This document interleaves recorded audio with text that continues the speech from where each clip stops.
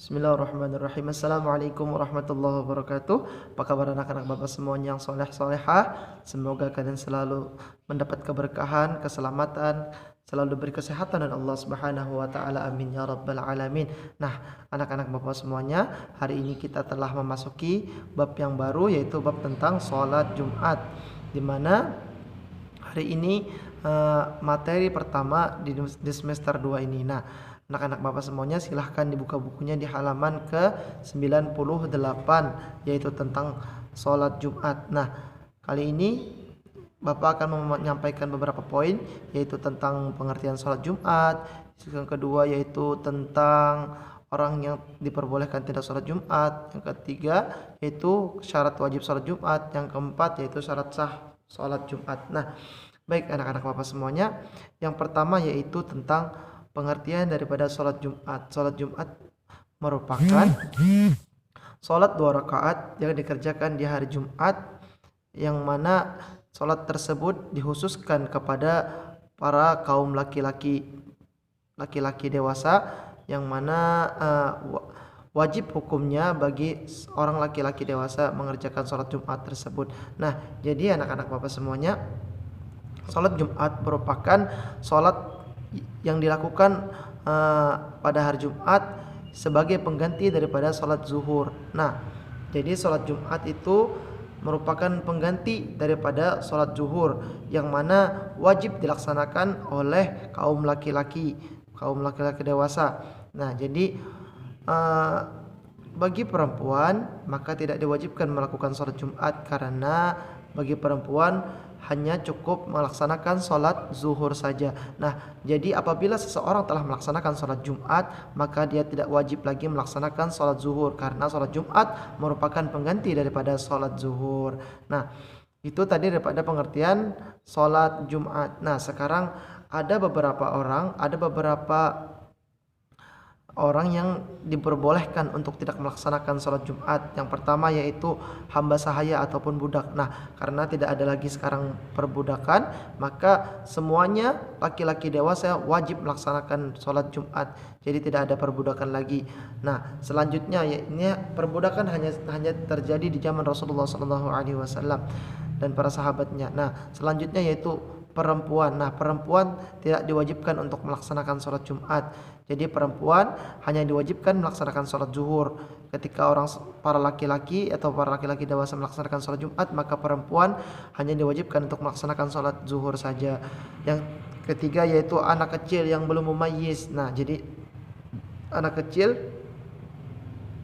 yang masih belum bisa membedakan yang mana baik, yang mana yang buruk. Nah, itu dia belum mumayyiz, ataupun anak kecil yang masih belum baligh, bisa juga dikatakan belum baligh, yaitu maka dia masih belum diwajibkan untuk melaksanakan sholat Jumat, tetapi akan lebih baik lagi dia belajar sejak dari kecil untuk melaksanakan sholat Jumat.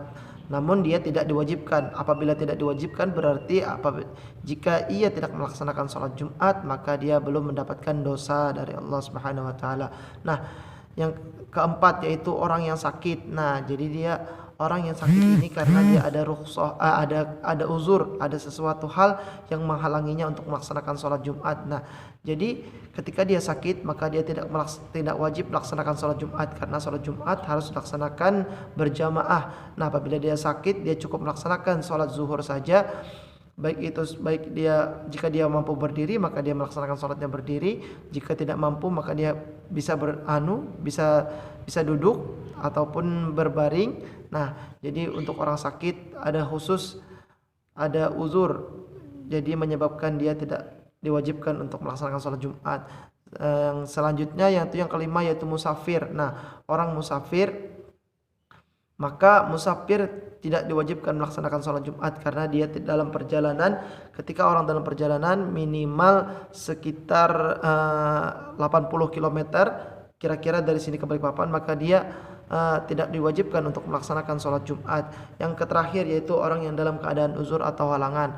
Nah, yaitu baik dengan cuaca ataupun terkena bencana. Nah, misalnya seperti banjir besar ataupun hujan lebat yang sangat lebat yang tidak memungkinkan untuk kita pergi ke masjid untuk melaksanakan sholat Jumat, maka kita diwajibkan untuk melaksanakan sholat zuhur saja. Nah, jadi anak bapak semuanya sudah tahu kan bahwasanya hukum daripada sholat Jumat yaitu wajib bagi kaum laki-laki, dewasa. Hukumnya fardu ain. Jadi setiap laki-laki dewasa diwajibkan untuk melaksanakan sholat Jumat. Untuk perempuan maka tidak diwajibkan untuk perempuan. Nah, selanjutnya kita akan membahas tentang syarat wajib sholat Jumat. Syarat wajib sholat Jumat yang pertama yaitu beragama Islam. Nah, ini pasti karena orang yang melaksanakan sholat Jumat hanyalah orang-orang yang beragama Islam. Jadi orang yang diwajib hanya orang Islam. Orang non muslim maka tidak diwajibkan untuk mereka melaksanakan sholat Jumat. Yang selanjutnya itu baligh atau dewasa. Nah, jadi seperti yang Bapak jelaskan tadi, orang yang telah baligh maka dia telah diwajibkan untuk melaksanakan sholat Jumat. Bagi yang belum baligh maka dia masih belum diwajibkan, belum dikenai hukum, belum dikenai dosa oleh Allah Subhanahu wa taala seperti anak kecil. Nah, jadi untuk laki-laki yang telah baligh maka menjadi sebuah kewajiban bagi mereka melaksanakan sholat Jumat. Apabila dia tidak melaksanakan sholat Jumat maka dapat dosa dari Allah Subhanahu wa taala. Itu yang kedua. Yang ketiga yaitu berakal sehat. Nah, syarat wajib sholat Jumat yang ketiga yaitu berakal sehat. Jadi orang yang melaksanakan sholat Jumat harus berakal sehat. Jadi dia tidak boleh gila. Nah, jika dia gila maka dia tidak diwajibkan untuk melaksanakan sholat Jumat. Yang keempat yaitu laki-laki. Nah, seperti yang dijelaskan sebelumnya tadi, jadi seorang laki-laki itu wajib melaksanakan sholat Jumat. Apabila perempuan maka dia tidak diwajibkan. Hanya saja mereka perempuan perlu melaksanakan sholat zuhur. Terus yang kelima yaitu sehat jasmani. Nah, sama seperti yang tadi, jadi orang yang sakit diperbolehkan untuk tidak melaksanakan sholat Jumat, tetapi orang yang sehat jasmaninya, yang tidak ada halangan sama sekali, tidak ada kesakitan, maka dia diwajibkan untuk melaksanakan sholat Jumat. Yang keenam yaitu tidak ada uzur, tidak ada halangan. Nah, makanya tidak ada banjir ataupun tidak ada bencana baik itu longsor ataupun segalanya, maka dia diwajibkan untuk melaksanakan sholat Jumat. Yang terakhir yaitu merdeka. Merdeka di sini yang dimaksudkan yaitu budak tadi, yang mana budak tersebut telah dimerdekakan oleh tuannya. Untuk zaman sekarang tidak ada lagi perbudakan, jadi tidak ada alasan lagi untuk menjadi budak ataupun dimerdekakan. Nah, jadi itu hanya saja di zaman Rasulullah dan para sahabatnya. Itu tadi ada 7 daripada syarat wajib sholat Jumat. Dan yang terakhir yaitu syarat sah sholat Jumat. Syarat sah sholat Jumat apa? Yang pertama yaitu sholat Jumat dikerjakan pada waktu zuhur. Nah, makanya sholat Jumat merupakan pengganti daripada sholat zuhur. Jangan mentang-mentang di hari Jumat kita melaksanakannya pada waktu sholat subuh. Nah, itu tidak boleh. Itu tidak sah sholat Jumatnya. Nah, yang pertama yaitu dikerjakan pada waktu sholat zuhur. Yang kedua yaitu di sholat Jumat ditunaikan secara berjamaah. Nah, jadi sholat Jumat itu dilaksanakan secara berjamaah, minimal 40 orang berjamaah. Nah, jadi makanya ketika sholat Jumat maka harus ada orang yang berjamaah. Ketika sendirian maka dia tidak sah melaksanakan sholat Jumatnya apabila dia hanya melakukan sendirian saja sholat Jumat. Dia hanya boleh melaksanakan sholat zuhur baru bisa melaksanakan sendirian. Ketika melaksanakan sholat Jumat harus berjamaah minimal 40 orang. Nah, itu syarat sah sholat Jumat yang kedua.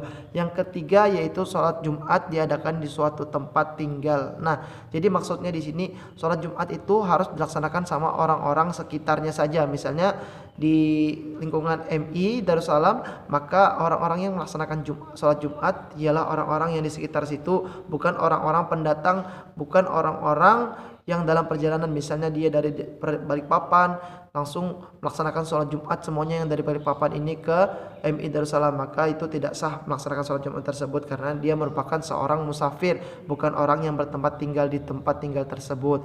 Yang terakhir yaitu sholat Jumat didahului 2 khutbah. Nah, jadi yang menandakan bahwasanya sholat Jumat tersebut yaitu dengan adanya 2 khutbah. Jadi 2 khutbah ini sebagai pengganti daripada 2 rakaat sholat zuhur. Jadi karena mengapa sholat Jumat itu 2 rakaat? Karena telah diganti dengan 2 khutbah tersebut. Nah, jadi sholat zuhur Jadi sholat Jumat itu 2 rakaat karena telah diganti dengan adanya 2 khutbah. Nah, makanya anak-anak Bapak semuanya kita wajib mendengarkan daripada 2 khutbah tersebut. Jangan kita datang ketika sholat saja. Nah, maka kita tidak mendapatkan daripada sholat Jumat. Nah, baik anak-anak Bapak semuanya, mungkin materi kita hari ini sampai di sini saja. Untuk materi selanjutnya nanti kita akan bahas minggu depannya lagi. Nah, untuk itu mudah-mudahan apa yang kita pelajari hari ini dapat bermanfaat bagi kita semuanya, baik di dunia maupun di akhirat nanti. Amin ya rabbal alamin. Mungkin sekian dari Bapak, kurang lebihnya mohon maaf. Oh iya, hari ini belum ada penugasan ya anak-anak Bapak semuanya. Jadi silahkan disimak saja video Bapak berikut ini. Jadi tidak perlu bertanya lagi ada penugasan atau tidak. Mohon disimak dengan baik. Maka apabila disimak dengan baik, insya Allah kita akan dapat menerima apa yang Bapak sampaikan tadi. Ya, baik. Mungkin sekian dari Bapak. Wassalamualaikum warahmatullahi wabarakatuh.